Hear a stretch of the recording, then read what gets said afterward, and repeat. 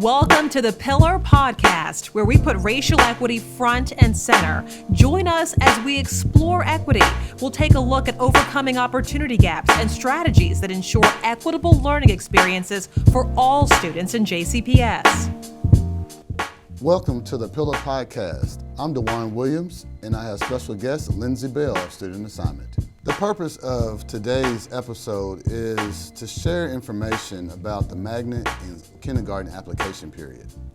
So basically this is for parents of students and community members who can help parents navigate the process of applying to kindergarten and magnet schools and programs. Welcome, Lindsay, from our Student Assignment Office. How are you doing today? I am doing wonderful today. I'm so happy to be here to be able to share this information with you all. Excellent, excellent. Well, let's just jump right into it. In that way, I know that you have a lot of information that you want your department wants to share and get out. And so, first of all, what is your title and what's your roles and responsibilities? So I am a supervisor in student assignment. So our office is responsible for processing all the magnet applications, kindergarten applications, and making assignments for schools. I do a lot of parent outreach, and so part of my responsibility is making sure that parents have all the information that they need to make an informed choice and to choose the school that's a best fit for their child. Wow, so y'all have a very important role. Right? We like to think so. Yes. So how are students assigned to schools? I mean, as a former assistant principal and teacher as well, that's always been an area that parents sometimes are not as informed on. So how are students assigned to schools? So it's different at each level. So elementary students are assigned based on their cluster. So they have a cluster of 4 to 8 schools, and those schools are attached to their address. So when they get in their application, they rank those schools in their order of preference. The assignment is made based on a variety of factors. It does include parent preference, but that's not the only factor. Okay. We also factor in diversity. We also factor in if there's another child that attends a school, so we do have a sibling preference. And then we also factor in location. And so it's a variety of factors there for the elementary assignment. Middle and high school students, each address has one school that's associated. So if you're a middle or high school student, you're going to have one school. We call that your reside school. And you can attend that school automatically if you live in the area for that school. And you can always check what your cluster is or what your reside school is using our School Finder application. If you go to the main webpage, the jcpsky.net, in the search bar, you just type in School Finder, the tool will come up. You can put your address in there, and it's going to tell you both what your reside school is, what your cluster is, and then what magnet schools and programs you have available to you to apply for. So students can either be assigned in their cluster if they're in elementary school, they can attend their middle and high school reside, or they can apply for a magnet school or program. And so we can talk a little bit about those programs. Well, yes. Well, before we do it, just because you mentioned the School Finder, which I think that's something that a lot of parents may not know about as well.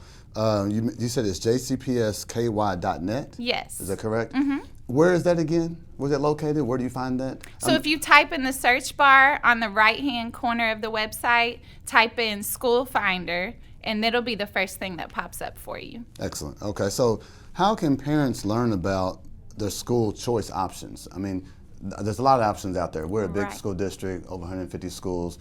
How do they find out what options they have available to them?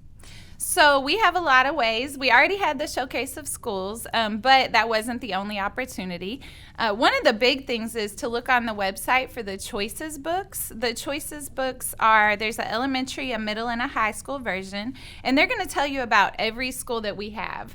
They'll tell you whether the school wears uniforms, what services they have available at the school. They'll tell you what the specific theme or focus of the school is. And so you really can comb through that and kind of think about what is your child like, what is your child interested in, and what might be a good fit for your child based on that.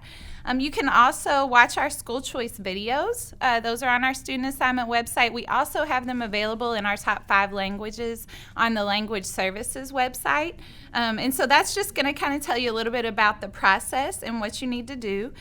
Open houses, there's an open house schedule that's currently on that same jcpsky.net website. Right on the right-hand side, you'll see the open house schedule. Now, this year, some of the open houses are in person, some of them are virtual, and some of them you have to call and schedule a tour. So you really just need to look at that schedule to see how you're going to access the open houses this year. And then lastly, you can visit the school websites. So the schools have a lot of information on their website. So go to their website, see what you can find. Oh, and when I forgot, you can call the school. So call the school, maybe ask for the school counselor. I think that's a great person who can answer a lot of questions for you about the programs at the school, the services, the clubs, the activities, anything you might want to know. The counselor is an excellent resource for you. That's a really good point as far as calling the school. And then also the resources that you have on the websites. There are multiple websites, it sounds like, in multiple places, but you mentioned the student assignment website. Where exactly do you find that again? So the best place to go, I would say, when you go to the initial, I'm going to keep referring you back to that jcpsky.net. That's good. Because you can basically find everything from that webpage. But if you select parent at the top, and then you're going to select applying for schools. And when you select that, it'll take you to our page that has how to apply, how to register. It'll have the choices books there. You can navigate from that page to find all the different information and resources that you're looking for. And it's in those at least top 5 languages as well, so that's good, correct? The videos are in the top 5 languages, yes. We also have all of our flyers in the top 5 languages, and they're linked there. The flyers actually have a QR code on them. You can just scan it using your cell phone, and it'll take you right to the application website. Oh, cool. Y'all all up to date. That's good. I know. We try to stay up with the tech over there. So how are students selected for magnet schools and programs? I know that's always a hot topic. Right. Yeah. So first, let me tell you, magnet schools and magnet programs are kind of two different things. So magnet schools have a particular theme or focus. And so the whole school has that theme or focus. Whereas magnet programs are programs within schools. So they might have some students that are assigned there based on their address, and then they might have other students that apply and are accepted there. And so you can apply to both either magnet schools or magnet programs. And so for elementary students, they are all selected based on lottery. And so that's just a random draw. So what happens is if you get your application in on time, and we're going to talk about that, on time. That's the most important thing. On time. On time. All right. So get your application in on time, which is November 1st through December the 15th. Say that again. November 1st through December 15th. All right. Then your application will be in the lottery. You will either get an acceptance or a denial, and this is for elementary we're talking about because elementary is all lottery. And if you're not accepted, you get a wait list number. So that wait list number is good up until the 5th day of school. After the 5th day of school, it does expire, and if you're not accepted by then, you would want to apply again the following year. So that's elementary. So for middle and high, traditional programs, students are selected based on lottery. So your traditional programs are going to be Barrett, Johnson, and JCTMS. And so those are lottery-based admissions. And those, again, are random draw. Get a waitlist number. Waitlist is good until the 5th day of school. After the 5th day of school, it expires. But you're just to be clear, so the traditional programs, you said they're lottery as far as yes. the JCTMS, Johnson, and Barrett. Barrett. But there's an application that's involved in it. Is there essays or anything like that? No, not for those schools. So those schools are just strict lottery. One important thing to know about traditional programs, we get lots of questions about, I pulled up my application and I'm looking for this traditional school and it's not coming up. Why can't I apply for it? So the traditional programs, there's only one traditional school associated with each address. So you're only eligible to apply for that traditional program. Okay. So you can't just choose one. It has to be the one that's associated with your address. And then if you move to a different area, then that next school year, your child would go to the one that's associated with that area. So that is an important thing to note. It's just one traditional school per address. And then the other schools are some are lottery and criteria based, and then some are just criteria based admissions. So when I say criteria, that's what you were talking about, DeJuan. Some of that is you might have to present a teacher recommendation. You may have to write an essay. They may look at your grades. They might look at your attendance, your behavior, all those kind of things. And so this is another super duper important part, aside from what I said about the application being on time. The other important part is we have a central application you have to complete, but you also have to submit additional paperwork to the school you're applying to. So if you're applying to a school that's asking you for teacher recommendations, essays, you're going to submit those directly to that school in addition to your centralized district application. So, for example, most of the schools have the information on their website. So go to their website. Maybe it's going to say admissions, or it might say apply, or it might say prospective students. Look around the website. If you can't find it, call the school. But put your central application in, then look at that website. If you can't find it, call the school and say, what else do you need from me? What else do I have to submit? Because your application is not going to be complete for a criteria school unless you have done both of those parts. That's really important. Mm-hmm. So 2 parts. 2 parts. The central application, which is on the website, easy drop-down box, submit. Okay. So good. Yeah, you're going to be like, oh, this is all I have to do? No, it's not. So it's all you have to do for the lotteries, so the traditional programs, but it's not all you have to do for the criteria, the schools that make selections based on criteria. So I know that can be a little confusing, so please call us if you have any questions about that. Or even each school that has a magnet schooler program, they have a magnet coordinator. So you are welcome to call that school and say, hey, I would like to speak to the magnet coordinator. And then they can answer any of those questions for you about the best way to submit the materials, what materials are needed, and making sure that your application is complete.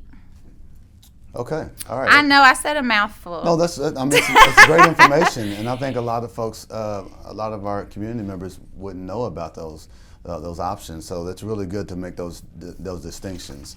So, just even thinking here lately, for instance, we've heard a lot about the Academies of Louisville. Mm-hmm. Great work that we're doing here in JCPS.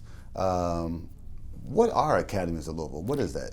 So the academies are at the high school level, and those academies are small learning communities that allow students to connect what they're learning in the classroom to the real world.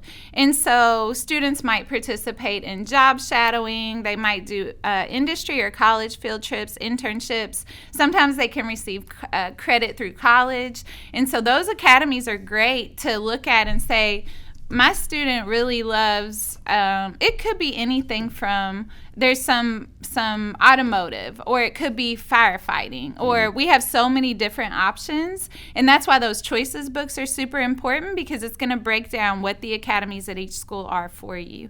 And so you're going to look there and say, I'm going to go back to, what does my student love?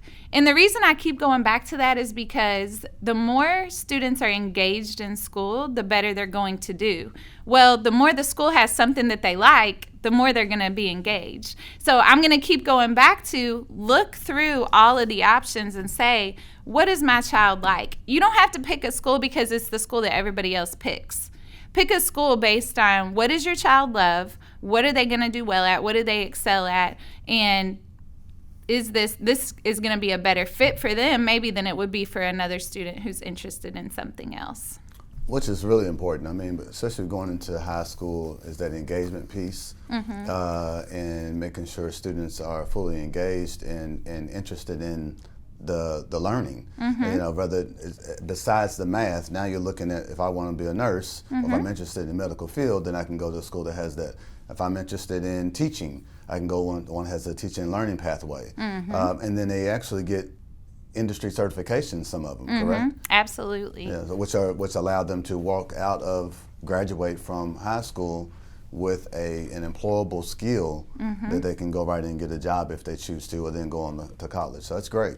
Thanks for the information. So how are students selected for Academies of Louisville? Is that pretty much called a criteria-based? Okay. Yeah, and so much like what I said for the magnet schools, it's going to be the same process. Do that centralized application, and then check the school's website, call the school to find out what other materials they need to complete your application for that program. So obviously this is a lot of information. It's a lot of great information. So I guess as a parent, myself being a parent, have kids in the school system, and then you're a parent, right?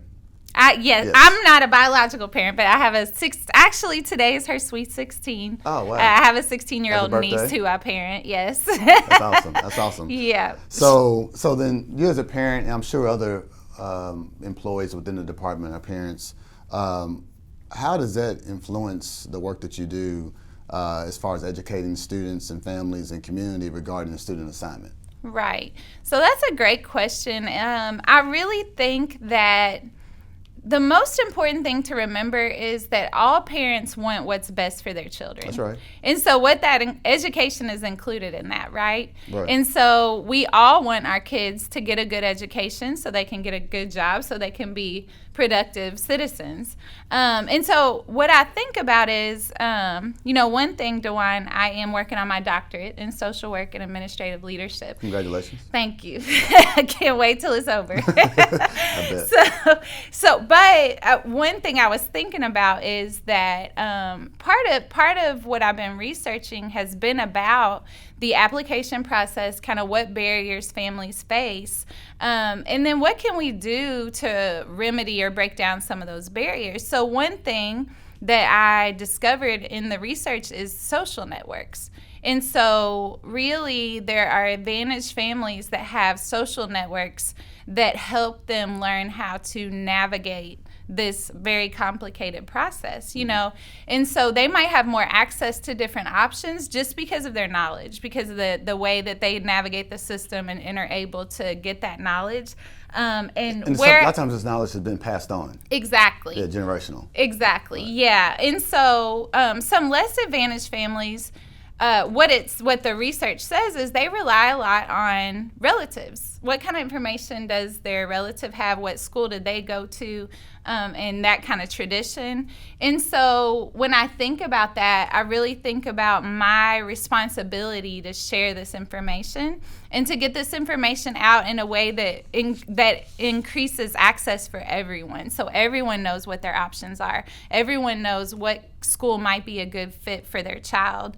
And so that kids can be successful, and we can all reach that goal that we have for parents, as parents, for our child to be successful, to have a successful educational experience, come out with skills that are employable, like you said. And so I really just think it all comes back to parents want what's best for their kids, knowing what options are available. Knowledge is power, right? That's right. And so how I take my responsibility seriously for sharing this information and really wanting to build not even just to parents, but how can we share this and build a community that understands the process and can help parents? So I trust you as a community person.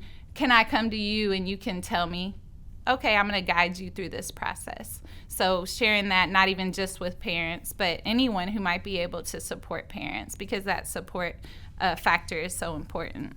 And it builds that social network. Exactly. Yes, yeah. So can parents, you mentioned this earlier around resides and also around applying to the magnet schools and programs, but can parents apply to any traditional school or MST program in the district? No. So again, that's going to be based on your address. So the math, science, technology programs, and the traditional programs, there's only one assigned to each address. That's middle school math, science, technology schools, mostly middle? Or Yeah. So there's middle, and then DuPont Manual has the math, science, technology program. So I'm going to tell you the kind of, I think, what encourages some parents to want to apply for those two programs. So the traditional program, if you are in the traditional elementary or middle school program, you automatically are able to go to the next level traditional program. So for example, if you're in elementary traditional, automatically you're eligible to go to JCTMS, Barrett, or Johnson, right? And then if you're at JCTMS, Barrett, or Johnson, you're automatically eligible for high school for Male or Butler. And so parents like kind of knowing that path. Some parents, if the traditional program is a good fit for your child, we're going to go back to that good fit. And so some parents like knowing, okay, well, if my child's in this program, I know what's going to happen for middle school. I know what's going to happen for high school. For the math, science, technology programs, if students are in those magnet programs, they can be reviewed early for DuPont Manual's math, science, technology program. And so that is not a guarantee of admission, but they do get that early review. So they're in the first group to be reviewed. They know if they're not going to get accepted, which allows them kind of to have another choice on their application, right? Because you only get two choices. Okay. And so that kind of okay, well, I know that I'm either getting in this program or I'm not. And if I know that I'm not, then I can apply to two other programs. So but you get two choices, though. Yes. Unless you have the early review. Correct. And then you get two choices after that. Mm-hmm. Correct? Or you get the early review and two choices. Okay. Yep. Unless if you're accepted, then no. And then we didn't talk, I don't think, about the performing arts, but those also get the early review. So the Western Middle has a performing arts program. Now you do have to be in the magnet because, again, that's a magnet program. So they have some students that are assigned there based on address, some students that apply to Western. So Western Middle School for the arts, and then NOS, visual and performing arts, they review those for early review for DuPont.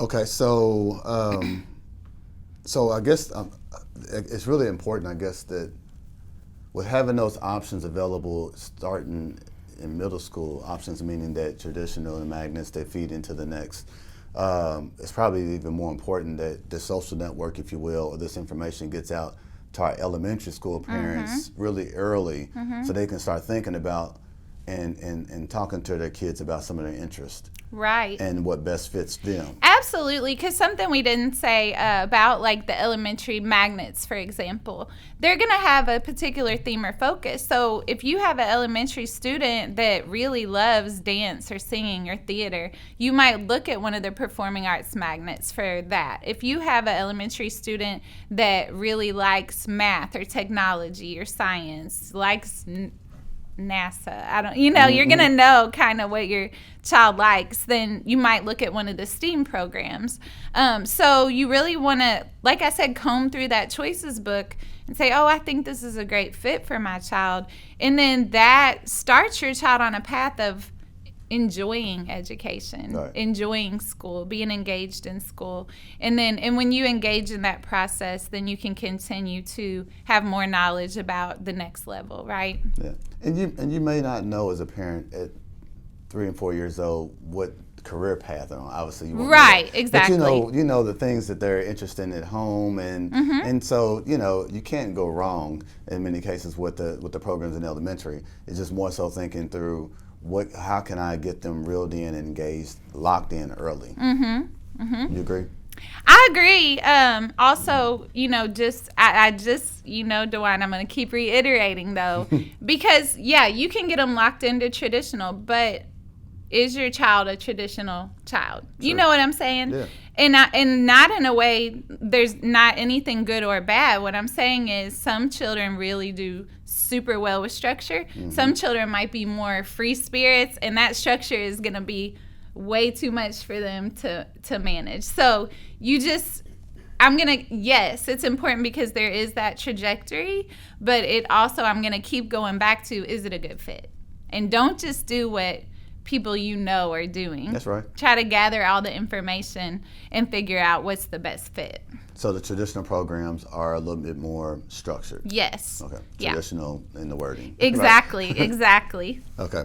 And so you said earlier, and I just want to say it again, when is the application period again? So it's November 1st through December 15th. Something I do want to mention about that, we have parents that on November 1st at midnight, they were on there trying to get their application in. That's not necessary. You don't have to stay up all night and wait to get your application in.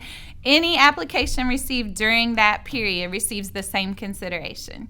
So as long as it's received by December 15th. So the thing is, after December 15th, those applications go in a late file, and schools can only access that late file if they still have space after they've processed all their first and second choice applications. And so you just want to make sure that you get it in on time so that it's not in the late file. If it's in the late file, they may never get to review it. So parents and communities, you can apply anytime between November 1st and December 15th. Don't feel like you're going to miss out if you apply later than November the 1st. Right. Okay, because they're not going to look at the application until after the 15th, correct? That's correct. All right, just to be clear. Yep. All right. To be clear. All right. So who is eligible to apply? So kindergartners, if your child will be 5 on or before August 1st, we want you to apply for kindergarten. Now, we do have a special kind of, procedure, I guess you would call it, for students that turn 5 between August 2nd and October 1st. Those students are eligible to take an early entrance exam. They have to pass that exam to be able to go on and enroll in kindergarten. But otherwise, they have to be 5 on or before August 1st. And then the other thing is any student who wants to apply for a magnet school or program. So whichever grade you're in, if you want to apply for a magnet school or program, you can apply. You don't have to be in one of those transition grades. It doesn't have to be 5th grade, 8th grade. You can be in any grade if you want to apply for a magnet school or program. Okay. Anything else you want to elaborate on that? Let's see here. I think that some parents are interested in schools that aren't magnet schools or programs, but they're maybe a school that's not your reside school. What that application period is actually called our transfer application period, and that doesn't open until May 2nd. Now, that is one that you want to pay attention to that date because capacity is considered. So whether the school still has space is going to be part of the decision on whether your child can be transferred. So for elementary students, they can transfer this just based on capacity. Middle and high school students have to have a 2.0 grade point average, 90% attendance, no suspensions to be eligible for a transfer. One important thing about transfers is that transportation is not guaranteed. So we want to make sure to say that because a lot of times parents might get granted a transfer, but they're not prepared to transport their child back and forth. So that's something that's really important to remember. All right, so it's good. So we're talking about two different things in this sense. Yes. So we got one application period. So what our focus is right now is really around the November 1st to December 15th. But just in case you hear this later and you're interested in your child transferring schools, the net period would start on May the 2nd. May the 2nd. Yep, okay. May the 2nd. And that is also if you receive an assignment that maybe isn't a preferred assignment for your elementary clusters, those transfers are available for that as well. So any school that's not a magnet school or program that you want to think about, you cannot transfer into a magnet school or program. So we get that question a lot. I want to transfer my child to such and such. This is a magnet school. No, you can if it's a school that has students that are magnet but also has reside students, you can transfer. But you can't transfer into a magnet program or a magnet school. Does that make sense? Yeah, it's a lot, but Kind of. I I know. But I'm going to. It feels like a lot saying it too. But I'm going to go to jcpsky.net. Absolutely. And, Absolutely. get some more Or information. call us. Or call you, yes. Yeah. So again, back to this. How do parents apply? You've already said before, go to jcpsky.net. Yep. And then you're going to go scroll to the bottom. You'll see about 7 blue circles. The second one says register and apply. You're going to select that circle. Then you're going to select Apply for Schools. Now, if your child is new to JCPS, never been a JCPS student before, you need to register them. So if they're not new, if they're already enrolled, if they're enrolled in early childhood, you do not need to register them. But that registration is on that same page. So again, I'm gonna take you through it. Okay, Go to JCPS. I need step by step. Yeah, JCPS. Actually, to get directly to that, you can type in jcps.me/parent. That's going to take you directly to the page where it says apply for schools. And then under the 4 boxes, it'll say new to JCPS, register here. Okay. So only new to JCPS register. Even if you already have children in JCPS, but you have a new child, you're going to register that child, and Or we'll connect if you're them. in private school. Yes. That So that's new to JCPS. Yes. Yeah, if you're in private school and you want to come to JCPS, you need to register. We have to get your child in our system before you're eligible to apply. So when you go to register, you will provide a proof of address, and so that can be a utility bill, it could be a lease or a deed, it could be a paycheck stub, mail from the government. If you don't have one of those things, and if you don't have it because of housing instability, either you're staying with somebody or you're staying in a temporary placement, you can contact the Office of Access and Opportunity, and they can waive that proof of address requirement. And so that office that's a DEP office, shout out. That's 502-485-3650. And so they help any families that are struggling with housing, and we work together to waive that proof of address requirement for the registration. That is only necessary for registering a new child. Otherwise, you're going to go to that same screen, jcps.me/parent, apply for schools. It's going to take you to where you select either apply for elementary, apply for middle or high, apply for a transfer. All of that is on the same screen. The choices books are also on that screen. Okay. One thing about the choices books, they are currently being translated to the top 5 languages and should be available in the next couple of weeks before that application period ends. So I want to make sure to say that information will be available. So if you're helping families that English is not their first language, then you can hold off, like I said, as long as it's before December 15th until we get those books out, and they should be out very shortly. That'll be a wonderful resource to those families and community. Mm-hmm. So you mentioned this. I just want to recap a couple things, just to make sure that we put everything together in a nice little bow and package for everyone. How many options are available in the application? So for high school and middle school, there are 2. You can choose 2 magnet schools or programs. You get a first choice and a second choice.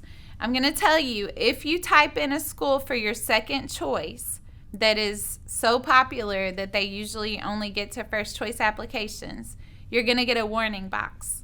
That box is going to say, warning, this school usually doesn't get to second choice applications.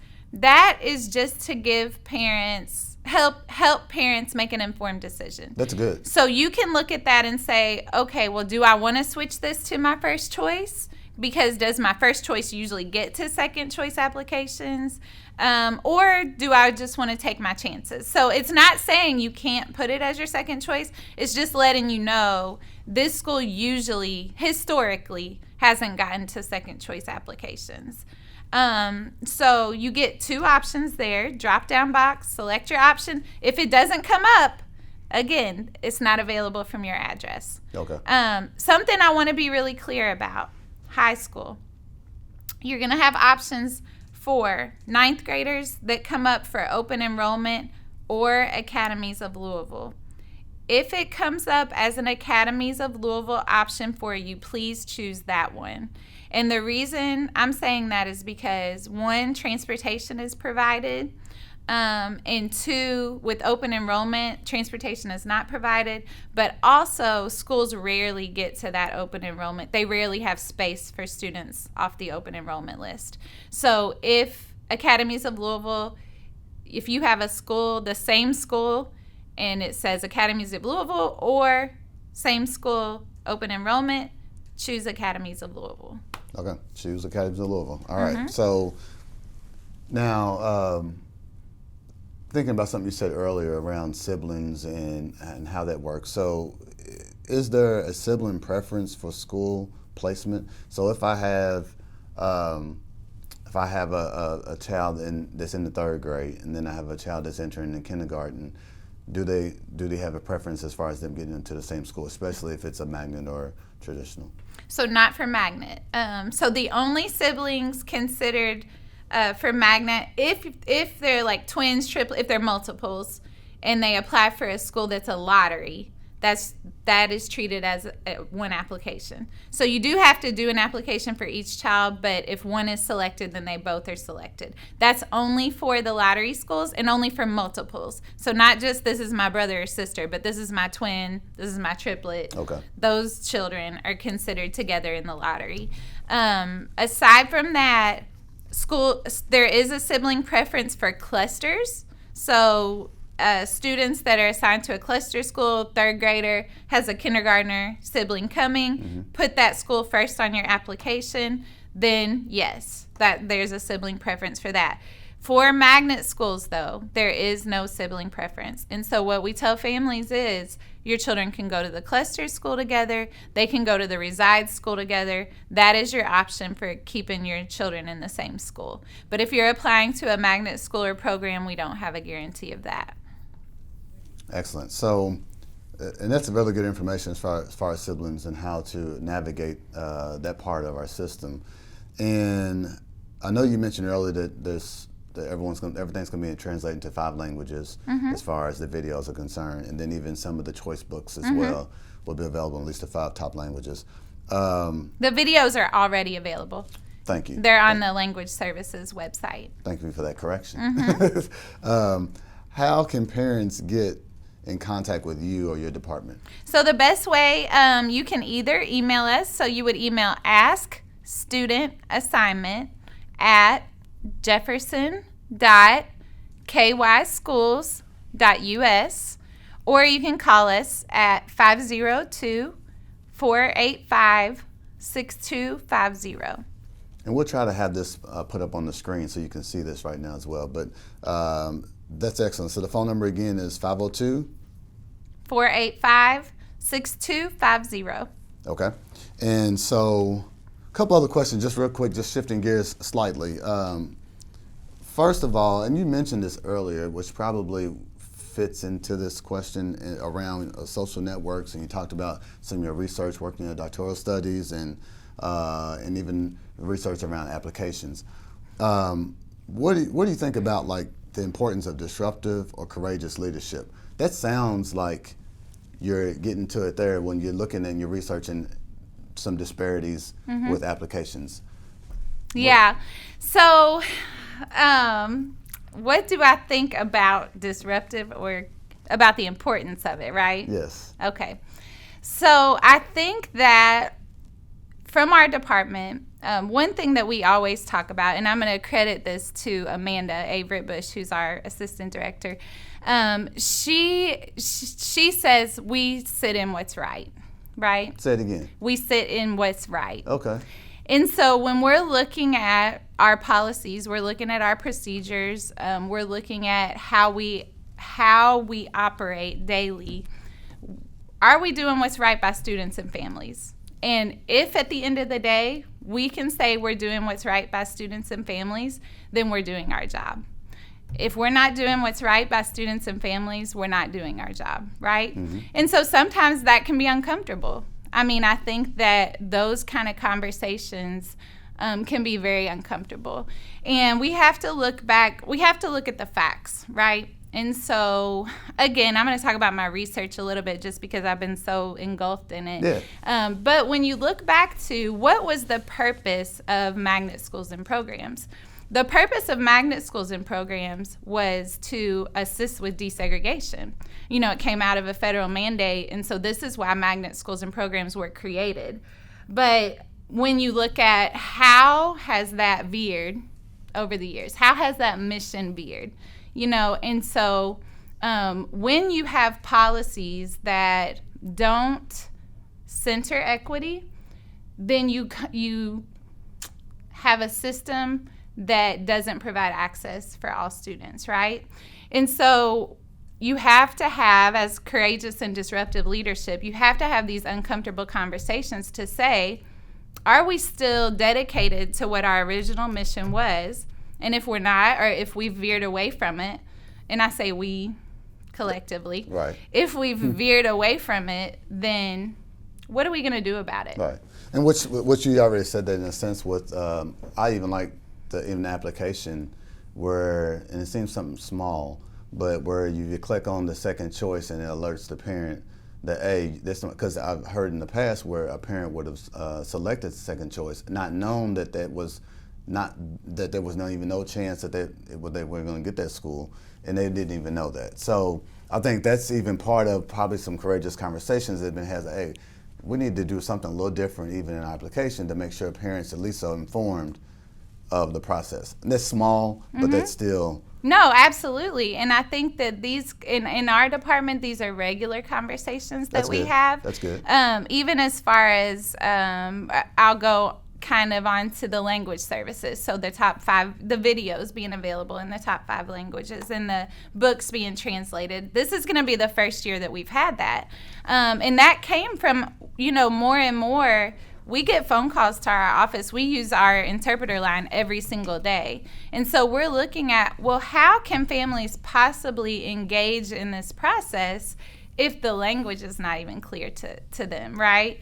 And so we actually, shout out to your all's department, we used the REAP tool and we looked at, okay, we have choices books in English.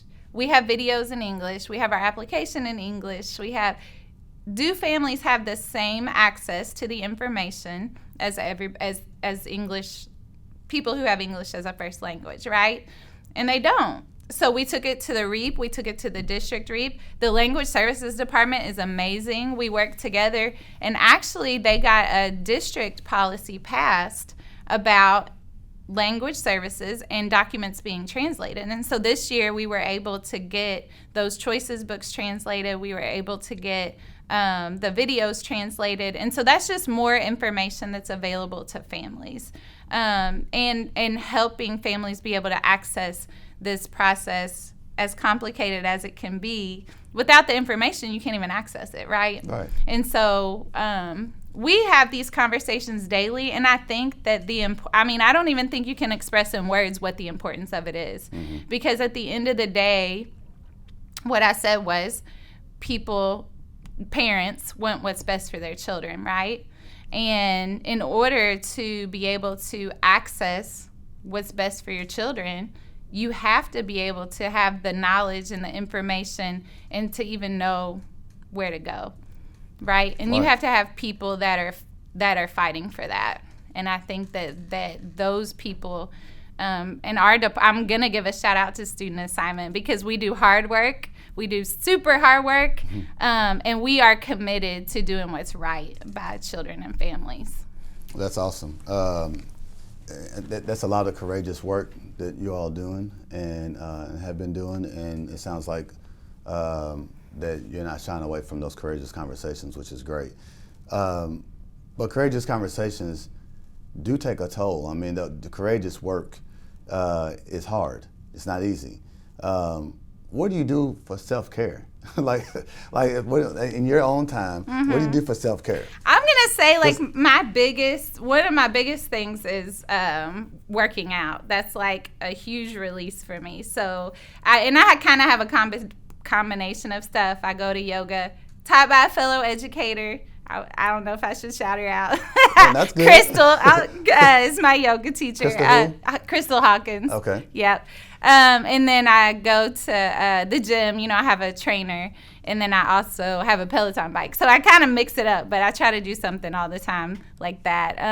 And then lately I've been like, when you talk about courageous conversations and facing your fears, sometimes you have to do things that you're afraid of, right? Okay. So I've my whole life, I'm like, I want to go skydiving my whole life. And I was in this place. Like real skydiving? Real skydiving. Not the one inside the little dome? No. Oh, wow. And so recently, I decided I needed a little bit more power and a little bit more encouragement. Okay. So I decided I was going to just go for it. So that I would call it self-care because, you know, you got to face your fears and that gives you the courage to go on another day. So you enjoyed it? I loved it. Wow. Okay. Yeah, earlier when we started this conversation, I mentioned to you, I said, let's jump right in. But I didn't know you literally meant that you like to jump right in. Yep. So, I jumped. Yep. Out of 10,000 feet in the air. That's cool. Well, I tell you, one last question that we ask on the Pillar podcast is around. We ask, can you highlight a teacher or educator who influenced you to do the work you're doing now, or maybe in your life, period? Mm-hmm. So you want me to pick one? Well, we only got we only got so much time. All right. Can I pick a couple? Yeah, that's fine. That's fine. You gotta be special. So let me start with. I'm going to start with not a specific educator. I'm going to start with a specific experience. I worked as a mental health counselor at Roosevelt Perry Elementary for almost 4 years. Okay. I would say that built a strong foundation for influencing the work that I'm doing now. Getting to know children there, families there. I still talk to I have one parent from there yesterday call me and say, can you help me with this application? And, you know, of course I did. So that really built the foundation for this work. I've always been an advocate. I worked for child welfare. I worked in psychiatric hospitals. Like, I've done a lot of different work like that. Okay. So I've always been an advocate, but I would say that is one of the strongest foundations. I would also, I already mentioned Crystal. She's not only my yoga teacher, but really a mentor to me. And something that stands out that she has always said is remember your why. So what is your why? Why are you here? Who are you here to serve? Mm-hmm. What is your purpose? And how are you working toward that every day? And so I think that she's one person. I already mentioned Amanda Averett Bush, but that statement that she said about sitting in what's right, that's something that really influenced me in my perspective on what I'm striving to do every day. So you have what is your why? Are you sitting in what's right? And even those two that you just mentioned, Crystal and Alicia, both have been Amanda, have both been educators. Yes, yeah. Correct. So they both were teachers. Yes. Uh-huh. Yep. And so Crystal does the parent engagement now, okay. Which is super important work, making sure that parents are able to be involved and have access to be involved in their children's education. And then Amanda is our assistant director of student assignment. And then I'm going to shout out your boss, Dr. Marshall. So I worked for him for 3 years. And so I'm giving you key words and phrases, right, that okay. people have said. Yes. So Crystal was what is your why? Amanda was sitting in what's right. Dr. Marshall always talks about being unapologetic. And so I think that word sticks with me. We had a lot of courageous conversations about how do you use an equity lens to do this work? How do you think critically about any situation? Who is it impacting? What purpose is it serving? And should it continue or change, right? And so I think being unapologetic about that. Okay, so you're focusing on your why, you're sitting in what's right, and you recognize that something needs to be done differently. And so being unapologetic about that. So I think, That's great. I think that those things together really influence my work every day and keep me motivated to to keep coming back and trying to make a difference in whatever small way that I can. That's awesome. So you're one of those people that have the little sayings written around the room, around your office and things like that. Oh, yeah. I read this book called The Four Agreements recently. So I've got those on my board right now. So they remind you. And watch, I can't name them all, but one of them is be impeccable with your word. I'm working on that one. Well, today you've been impeccable with your words. So we appreciate that. Thank you. And this has been really informative. I hope parents and community have stuck with us through this as well and listened to all the great information. And to recap real quick, just one-liners in a sense, where do you find the information? jcpsky.net. Okay. When is the deadline? December 15th, 2021. But opened up in? November 1st. It just opened Monday. Okay. And the contact information as far as for parents to contact? 502-485-6250 or email us askstudentassignment@jefferson.kyschools.us. Excellent. So any parting words, any information to leave our folks with today? I just thank you guys for the work that you're doing, and you guys are amazing, and I love working with you and the collaboration. My parting words are just apply on time, do both parts of the application. Those are the three things I want you guys to remember, and call us if you need help. Excellent. Well, thank you again for tuning in to another session here with the Pillar Podcast, and we look forward to you tuning in next time. Thank you. Thank you.